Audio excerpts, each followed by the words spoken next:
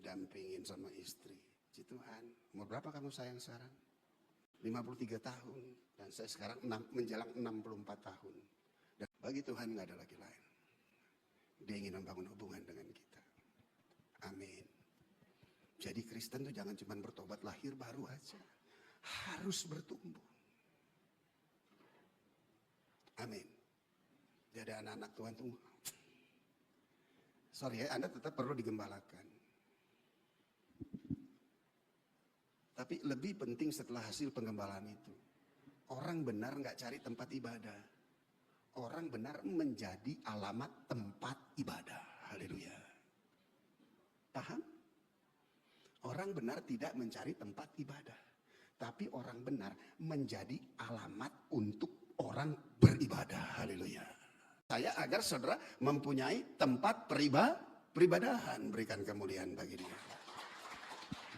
Nah sekarang setelah saya diubahkan dan dipulihkan Tuhan, saya berjalan dengan kasihnya. Kasihnya nggak pernah gagal. Dan kasihnya itulah yang memberikan pertumbuhan kepada saya.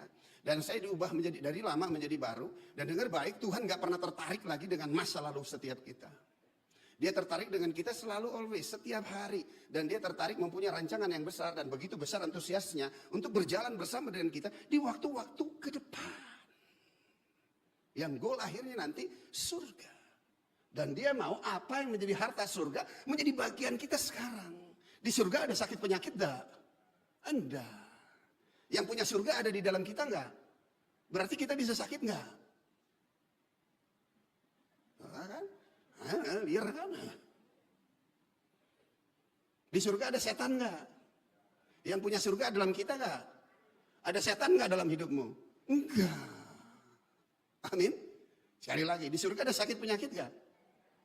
Yang punya surga dalam tubuh kita. Anda bisa sakit enggak? Enggak. Berikan tepuk tangan. Faktanya fakta surga oleh kuasa bilur-bilur Tuhan Yesus saudara sudah disembuhkannya. Amin. Sakit penyakit tidak akan masuk jika engkau izinkan.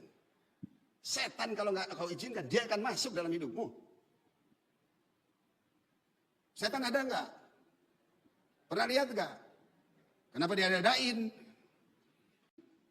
Jangan dikasih panggung lagi dong. Mana lebih besar otoritas babi atau setan? Otoritas nih, babi atau setan lebih besar?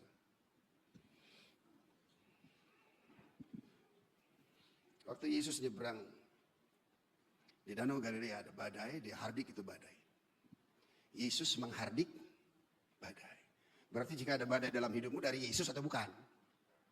Dan akhirnya dia sampai di Gerasa, ada orang kerasukan roh jahat, legion. Nggak bisa dipulihkan, nggak bisa disembuhin, nggak bisa dijinakan, berbahaya. Hidupnya di pekuburan. Sedih. Di pekuburan. Memang sih di kuburan tuh banyak sekali tuh, talenta-talenta, karunia-karunia yang harusnya lebih panjang di situ dia. Kalau kita temu Yesus, dia tersungkur di kaki Yesus. Dan Yesus usir roh jahat dari dia. Dan roh jahatnya keluar. Dilihatnya ada banyak babi. Terus dia kemana? Ke babi. Terus waktu dia ke babi, dia nyelonong masuk aja ke babi atau dia perlu izin dari Yesus Tuhan? Perlu izin. Kalau perlu izin berarti mana yang lebih besar otoritasnya? Babi atau dia? Babi atau setan? Kalau setan perlu izin untuk masuk ke babi, maka yang lebih besar otoritas babi atau setan? Nah, bilang sama sebelahnya, paham? Haleluya. Oleh sebab itu ini yang Tuhan inginkan. Sehingga saudara bisa menjadi kesaksian. Nggak mungkin deh. Pada waktu Tuhan hadir dalam hidupmu. Dan dia membangun hubungan dengan engkau. Maka engkau akan menyerahkan hidupmu sepenuhnya kepada dia. Kamu selesai dengan hidupmu yang ada dalam dunia ini. Fokusmu tuh hanya Yesus. Nggak ada deh rumus-rumus 1, 2, 3 lah 12 langkah lah. Nggak ada. Cuman perlu 3 langkah tuh. Yang pertama cuma 1. Percaya Yesus. Langkah kedua. Ya, tetap percaya Yesus. Langkah ketiga. Terus percaya Yesus. Sekali Yesus tetap. Berikan tepuk tangan bagi dia. Udah nggak usah ribet-ribet, 1, 2, 3, sampai 7, 8, 9, kita cukup 3. Lihat apa yang Tuhan kehendaki setelah terjadi. Dan Tuhan membangun keluarga dan rumah tangga dalam hidup saya. Karena untuk menggenapi firman Tuhan. Kejadian 1:28, maka Tuhan memberkati laki-laki dan perempuan, beranak cuculah. Maka penuhilah bumi, taklukkanlah, berkuasalah atas itu di dalamnya. Walaupun sempat jomblo hampir 7 tahun lebih, saya pikir saya selibat. Ternyata enggak, harus menikah. Dan puji Tuhan, saya tanya Tuhan, siapa? Saya nggak punya calon, saya nggak punya. Ya, saya sering kali pilih tapi salah terus. Oleh sebab itu saya berdoa, Tuhan saya perlu istri. Karena ada nubuatan bahwa saya akan melahirkan keturunan-keturunan ilahi. Begitu saya berdoa, Tuhan kasih istri. Hadir istri saya ini. Dan keping nggak pakai lama-lama deh. Kenapa? Karena udah usia 30, di atas 30, di atas 40. Jadi begitu kenal 3 bulan langsung menghadap Pak Gembala. Dia juga kaget, serius nih Pak Gembala sedang menikah. Dan sekarang puji Tuhan sampai hari ini hampir 20 tahun lebih. Ada anak 2 laki-laki. Semua masuk melayani dalam pekerjaan Tuhan. Dan orang kalau lihat anak saya, dia gak percaya tuh bapaknya mantan bandit. Enggak tuh. Anak saya baik loh. Amin. Bilang sama sebelahnya, sama. Anak-anak kita juga baik semua. Amin. Dan kami tuh unik.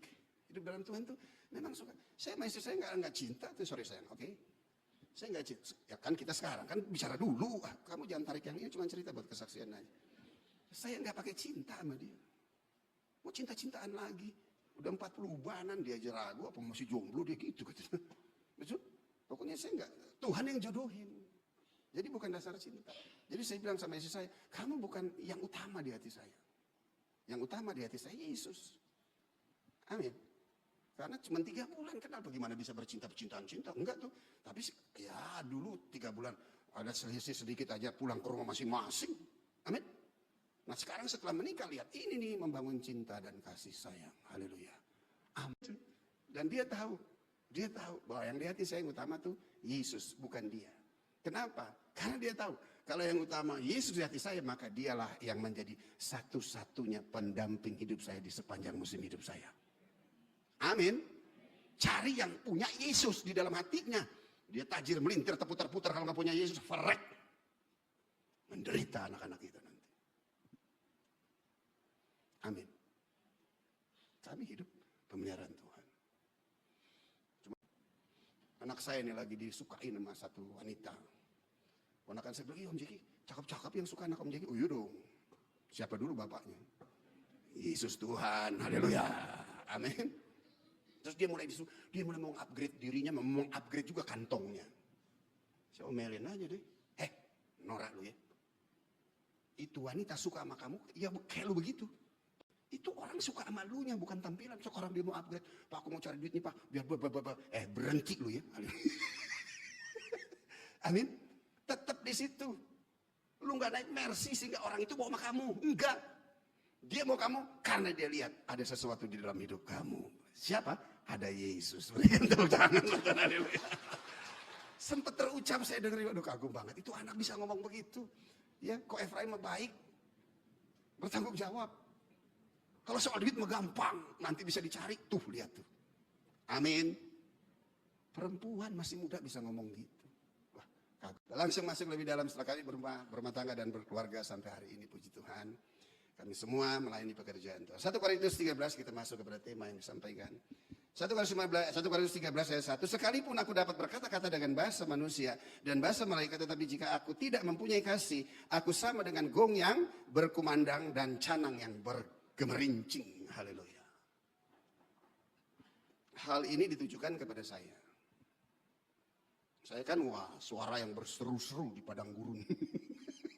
Amin. Firman disampaikan, mimbar pelayanan ini. Tapi waktu saya hadir di mimbar ini, yang pertama, Tuhan ada dalam hidup saya. Amin. Ada pengurapannya dalam hidup saya. Ingat ya, pengurapan bukan cuma untuk saya. Pengurapan itu untuk saudara semua. Amin. Dengan iman dan percaya, kamu sudah diurapi Tuhan. Jangan minta terus, mengabaikan apa yang sudah kamu ada. Saya lihat dulu ayatnya. 1 Yohanes 2 ayat 27. Sebab di dalam diri kamu tetap ada. Enggak check in check out. Tetap ada pengurapan yang telah kamu terima daripadanya. Karena itu kamu tidak perlu diajar oleh orang lain. Jeki nggak bisa ajar kamu. Kamu hanya bisa diajar oleh firman. Haleluya. Amin. Orang dunia nggak bisa ajar kamu. Karena manusia rohani menilai segala sesuatu. Orang dunia nggak akan pernah mungkin bisa menilai, saudara. Kasih dan kuasa pengurapan Roh Kudus ada dalam hidup kamu. Tetapi sebagaimana pengurapan yang mengajar kamu tentang segala sesuatu. Haleluya. Amin. Anda lebih pandai dari orang-orang yang berilmu sekalipun dia kaya, tapi nggak ada urapan. Anda lebih berhikmat. Haleluya. Sebagaimana ia dahulu telah mengajar kamu, demikian hendaknya apa? Kamu tetap tinggal di dalam dia. Amin.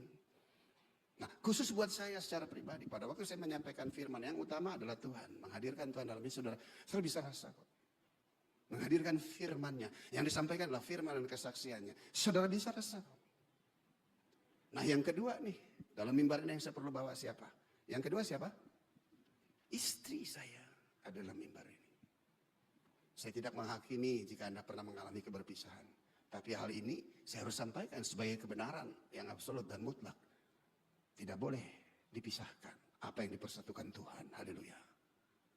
Amin. Istri saya ada di sini. Yang ketiga siapa? Anak-anak saya ada di sini.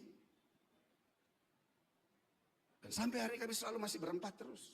Proses penanaman benih, pemahaman, karakter, integritas, pengetahuan dan pemahaman tentang firman. Itu anak-anak saya di situ dulu, nggak apa-apa, yang lain nanti menyusul aja. Yang lainnya itu dulu, ini baru belakangan, takutnya ntar telat. Tapi kita anak-anak kita ininya dulu nih, fondasinya dulu nih, firmannya dulu tuh, integritas dan karakternya terlebih dahulu, punya hati yang melayani Tuhan, itu dulu tuh. Yang lain-lainnya don't worry, be happy, ya. Anda diberkati untuk menjadi berkat kok, haleluya, amin. Dan begitu Anda diberkati, lihat, Anda berkecukupan, bahkan Anda punya ekstra untuk memberi. Dan terlebih lagi, ada benih dan roti dalam hidup saudara, haleluya. Amin. Nggak percaya? Ini tanah cuan toko rotinya masih jalan terus. Berikan kemudian buat saya. Ada roti dan benih. Haleluya. Amin. Saudara perlu takut tentang sesuatu yang keluar. Ini nih kemarin baru sharing dengan teman anak-anak di luar negeri. Bla bla bla bla. Aduh semuanya sih oke om bla bla bla. Cuman kerohaniannya. Kamu taruh di mana anakmu? Haleluya. Amin. Bisa kan keluar negeri yang kamu punya teman-teman hamba-hamba di sana. Paling tidak bisa dititipkan dan jadi bapak rohani buat mereka. Haleluya.